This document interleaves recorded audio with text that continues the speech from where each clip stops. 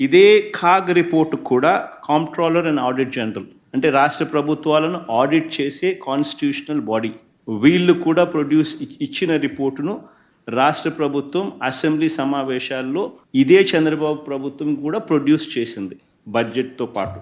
వాళ్ళు ఇచ్చిన డాక్యుమెంట్స్లో కూడా page number 18, page number 20 CAG report 2023-24లో ఇదే ధృవీకరిస్తూ తేల్చి చెప్పారు. మరి ఇంతకుముందు నేను అడిగినట్టుగానే మరొకసారి ఇదే చంద్రబాబు నాయుడు గారిని ఇవే విషయాలను మరొకసారి మళ్ళీ అడుగుతా ఉన్నా. అయ్యా, అబద్ధాలు చెప్పడం ధర్మమేనా అని.